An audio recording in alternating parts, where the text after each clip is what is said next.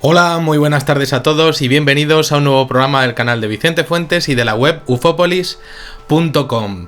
Bueno, en muchas ocasiones la gente me coge y me pregunta, oye, ¿el tema de los extraterrestres de verdad existe? ¿Existen los reptilianos? ¿Existen de verdad las abducciones? Incluso en mi familia tengo una tía que un día me cogió y me dijo, mira, Vicente, yo no me creo nada de los extraterrestres, me dijo, yo no me creo nada de los extraterrestres, ni creo que existan otros planetas, ni creo que existan otras estrellas, ni creo que exista nada de nada. Y claro, yo me quedé absolutamente absorto en sus brutales declaraciones, porque la verdad es que no me podía creer en lo que me estaba diciendo, ¿no? Pero bueno, la verdad es que cada uno, pues al final, pues puede decir o creer lo que crea, ¿no? Finalmente, ¿no? Pero lo cierto es que en el siglo XXI, en la era en la que todo el mundo cree que lo sabe absolutamente todo y en la que hablar de cosas raras creo que está bastante mal visto, los que nos dedicamos al periodismo de este tipo de temas tenemos que dar la cara todos los días y os aseguro que no es fácil, pero en mi opinión, pues yo siempre estoy aquí para vosotros, me pase lo que me pase y la verdad es que trato de hacerlo de la manera más objetiva posible y exponiendo los temas con la mayor cantidad de detalles posible. Me preparo todo lo que os expongo, pues muchísimo, y además trato de diversificarme también muchísimo. Y además recibo emails que me parecen muy interesantes y hoy quiero acercaros uno que de verdad me ha llamado muchísimo la atención por ser algo que no es para nada habitual. Es un email muy sincero, muy bien escrito, muy respetuoso y de una persona muy correcta que ha depositado su confianza en mí y por ende en vosotros, en todos nosotros finalmente, para exponer su caso. Dicho esto, quiero que lo escuchéis con atención para ver qué os parece, porque de verdad me parece impresionante. Partiré el vídeo en dos cachitos para que no se me hagan muy largos y bueno, esta es la primera parte y dice así. Hola Vicente, ¿cómo estás? Mi nombre es Daniela. No es el nombre real, como ya sabéis, siempre protejo la identidad de la fuente y me dice, soy de Ecuador, me encanta tu canal y no me pierdo ni uno solo de tus videoprogramas. Te escribo porque quería compartir contigo la experiencia que viví en junio del año 2007. Una noche, mientras dormía, me desperté bruscamente sintiendo un dolor muy intenso en los cóndilos de la mandíbula inferior, aquí, donde estoy tocando. Al despertar, lo primero que vi al abrir los ojos fue mi reloj despertador que estaba junto a mi cama. Marcaba exactamente las 12 de la medianoche e inmediatamente después experimenté una parálisis general y me sentí como si me encontrara en un consultorio dental, ya que algo impedía que pudiera cerrar las mandíbulas. En ese momento entendía el origen del dolor que experimentaba y que me hizo despertar aquella noche. Durante esos instantes y mientras todo esto ocurría, pude observar unos seres de pie alrededor de mi cama y además pude ver que mi habitación se había convertido en una especie de sala de cirugía. No sé en concreto cuántos seres había, pero de lo que sí que estoy segura es de que estos seres no se correspondían a la especie humana. Sin embargo, y desde mi posición pude ver claramente a dos de estos seres. Por sus características individuales entendí que eran como un hombre y una mujer, o mejor dicho, eran una hembra y un macho. Estos dos individuos eran altos, 1,90 metros, y tenían características similares a las de un reptil. Ojos algo almendrados, de un color amarillento verdoso, con pupilas rasgadas, y la textura de su piel asemejaba a estar cubierta de una especie de escamas, pero lo que más me llamó la atención era el tono de su piel. Era de un color rosáceo muy fuerte. Además, su rostro se caracterizaba por la presencia de unos pómulos muy pronunciados que sobresalían de sus mejillas. Y esta mujer, Daniela, me manda una fotografía que estamos viendo aquí. Como entenderás, y ante tal escena yo me sentía aterrorizada, experimentaba un temor indescriptible, un pánico en extremo, y solo quería que todo terminara lo antes posible. En ese estado pude observar cómo el individuo, el macho, que era el que estaba a cargo de todo el procedimiento, introducía una especie de pinzas largas en el interior de mi garganta, alcanzando la zona laringofaríngea y extrayendo de ella un pequeño objeto metálico de forma rectangular.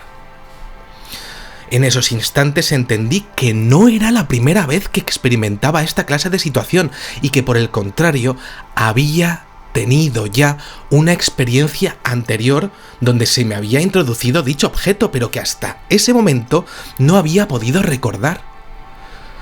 Durante este procedimiento experimenté una especie de comunicación telepática unidireccional, es decir, solamente desde ellos hacia mí, por parte de estos seres, donde únicamente se me dijo de qué zona de la garganta se me extraería el objeto. Una vez retirado el objeto, experimenté una especie de sedación, todo se volvió absolutamente oscuro y caí en un profundo sueño del cual desperté abruptamente como si de una pesadilla se hubiera tratado. Al mirar el reloj de mi habitación eran exactamente las 12 de la noche, como si el tiempo no hubiera transcurrido. Sin embargo, desde mi perspectiva del tiempo, toda la experiencia por lo menos duró 10 minutos. Hasta aquí la primera experiencia, falta otra para el segundo vídeo, y al respecto de esto puedo comentar lo que más me ha llamado la atención. Es un caso rarísimo porque, para empezar, está claro que la testigo observa cómo su cuarto se transforma en una sala de operaciones, siendo la única explicación que ella ya estaría en un habitáculo en el que se ha recreado su cuarto y poco a poco se le hace ver la auténtica realidad de dónde está un objeto volador no identificado o una sala afín usada por entes ajenos a nuestra raza para este tipo de extracciones. Podría ser una explicación plausible.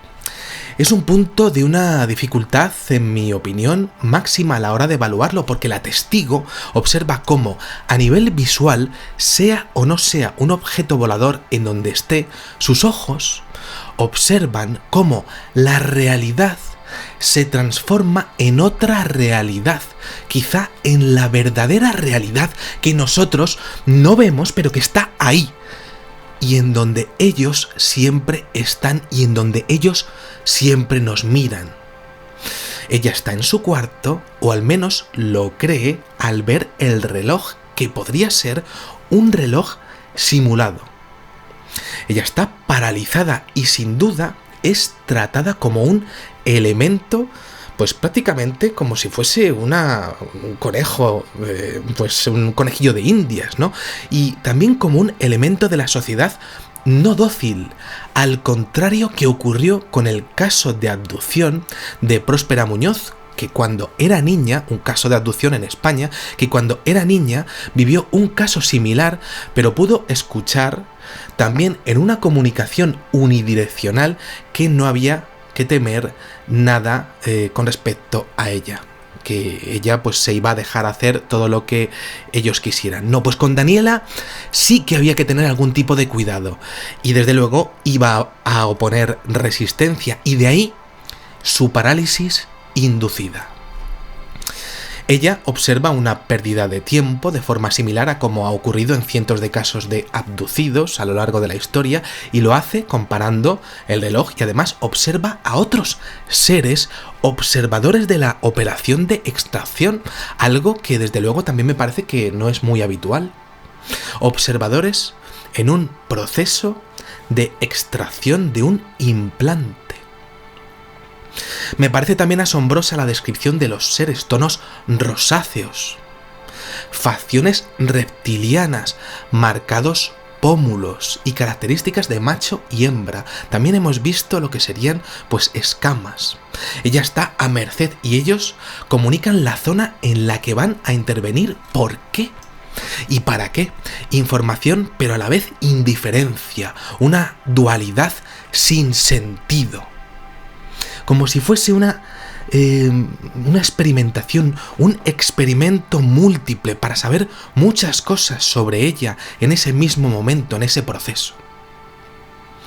Dolor tremendo en las mandíbulas, con una pieza que sujeta esa parte de la garganta para asegurarse desde luego el éxito en el proceso, lo que significa que conocen perfectamente la fisionomía humana y la pieza que ha de ponerse. Desde luego.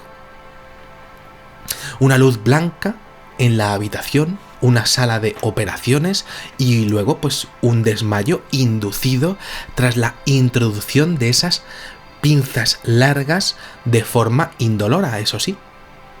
Ella ha vivido con eso, sin saberlo, durante un tiempo indeterminado. Y efectivamente ha tenido que haber como mínimo una primera experiencia de abducción anterior para introducirlo. Ella no se acuerda de eso, pero ella cae en la conclusión de que ha tenido que ocurrir. Y cae en ese mismo momento, pero realmente no se acuerda cuándo ocurrió, pero ha tenido que pasar. ¿Y de qué serviría todo ese implante y ese chip? Pues funciones como monitorización genética, sangre, posición, seguimiento y, como siempre, lo que sería el tema de la comparación. Ella y solo ella, y no los demás. Lo que significa que conocerían todos los genomas de todos los seres humanos, todo lo que sería la información genética de la mayoría de los seres humanos, y elegirían a un espécimen en particular que les sirviera para sus planes, para sus fines. Y entonces, claro, ¿planes? ¿Qué planes? Pues, evidentemente, cultivos celulares, como hacemos nosotros. Conseguir a nivel genético compuestos que ellos no podrían generar si no es a través de nosotros, sin duda, como hacemos con otros animales. Eso sí, sin matarnos, para hacerlo en más ocasiones.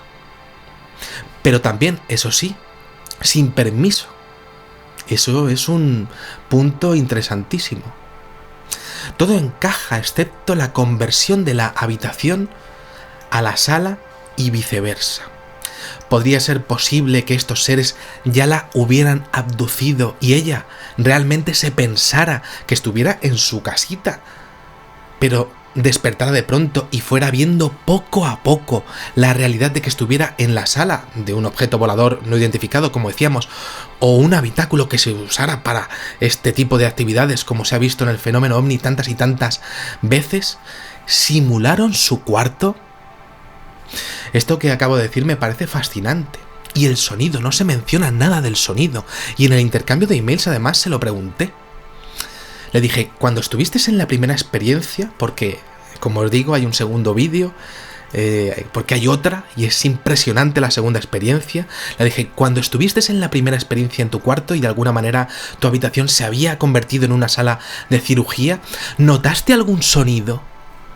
¿Viste alguna luz antes o después de esta experiencia, desde tu ventana o en forma del fenómeno OVNI, antes, después, en el coche, algo? Y ella me dijo, En cuanto a la primera experiencia, te comento que mi habitación estaba en absoluta oscuridad, excepto por la luz que estaba dirigida a mi rostro. Es un detalle interesante, el detalle de una luz apuntando directamente a esta zona, pero sin deslumbrarla, para no perturbarla en demasía. Pero curiosamente, esta luz, dice ella, no me deslumbraba, es decir, no presentaba ningún tipo de molestia en los ojos debido a esa exposición. Dice, podía ver con normalidad a mi alrededor, pero debido a mi parálisis no tenía una visión de 360 grados. Yo me encontraba semi-recostada sobre una silla, como las que usualmente se pueden encontrar en el consultorio de un dentista, y desde donde pude observar una especie de mesa o soporte desde donde aquel individuo tomó las pinzas para extraer el objeto metálico alojado en el interior de mi garganta, y de cierto modo la mujer o la especie femenina asistía al individuo que llevaba el procedimiento, mientras que en el fondo de la habitación podía sentir la presencia de otros seres como sombras, observando distantes. Por otra parte, existía un silencio total, ni un solo ruido o sonido se escuchaba a mi alrededor o a la distancia, y como te lo había comentado, cuando desperté a causa del dolor que experimentaba en la mandíbula, el único objeto que me aseguraba estar aún en mi habitación era la presencia de mi reloj despertador, que debido a sus luces verdes fosforescentes características pude reconocerlo, y eso me hace estar segura de que en ningún momento abandoné o salí de mi habitación, aunque, como ya os he comentado, es posible que todo esto fuese una recreación. Y me dice, algo que no te comenté en el primer correo fue la sensación de hostilidad que experimenté por parte de estos seres, ya que de alguna manera yo sabía que ellos eran conscientes del dolor físico que me estaban causando, y a pesar de ello, a estos seres ese dolor les era completamente indiferente, y en ningún momento trataron de minimizarlo o trataron de mitigarlo. Sus rostros eran fríos y hasta me atrevería a decir calculadores, y su único objetivo era retirar el objeto alojado en mi garganta, como si éste contuviera algo verdaderamente importante o valioso para ellos. Impresionante. Bueno, voy a seguir con la segunda experiencia en la segunda parte del programa, que desde luego tiene dos elementos que me han parecido rarísimos de verdad. Allí os espero. Me gustaría pedir respeto para las personas que me mandan este tipo de emails, y también respeto entre vosotros, que no peleéis mucho en los comentarios, que he visto que se montan unas movidas increíbles y bueno, bastante mal está el mundo como para encima pues que peleéis entre vosotros en los comentarios, ¿no? Y respeto también para esta señora que me ha mandado el email. Nada, pues muchísimas gracias por ver este videoprograma, y os espero en la segunda parte, que desde luego tiene dos cosas que son increíbles. Nada, venga, vamos para allá.